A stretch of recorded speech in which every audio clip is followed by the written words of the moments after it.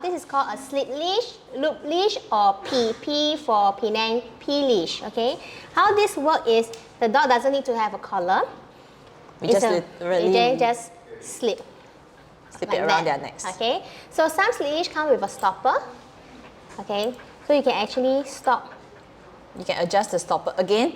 You have to check this part, right? You can actually adjust the stopper so that it does not go beyond a certain point.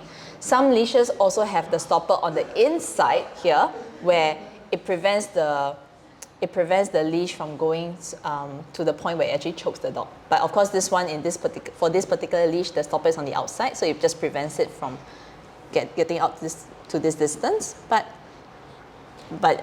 essentially, the idea is that when there's tension, it actually tightens around the dog's neck, and it literally can choke the dog. Yeah. So how to use a slip leash properly? I mean, you can see that it has a choking, mechanism, but how to use it correctly is when you are being looped like that.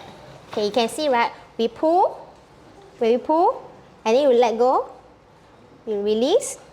You actually release. Ala, darling, I need you to stand up. Okay. Okay, so with that. So the dog is pulling, so we pull, and then once the dog stops, we release. It actually releases the tension.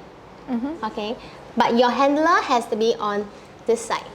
If I'm going to be on this side, okay, so be like that.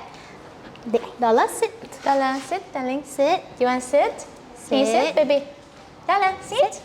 Baby. Okay, so if I'm going to be on this side, if I were to pull, if you can see, if I'm going to pull, it doesn't relaxes. If you can see, it doesn't relaxes.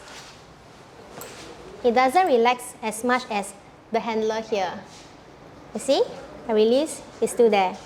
Comparing when you are here, if you were to pull and relax. Okay, so always use the tools correctly.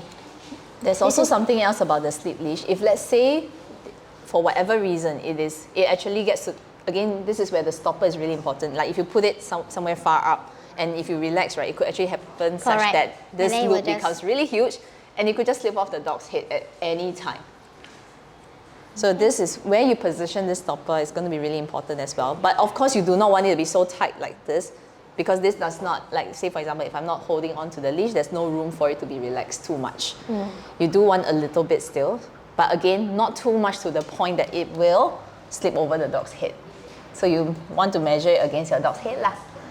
Yeah. Okay? Good. Good job. Good job.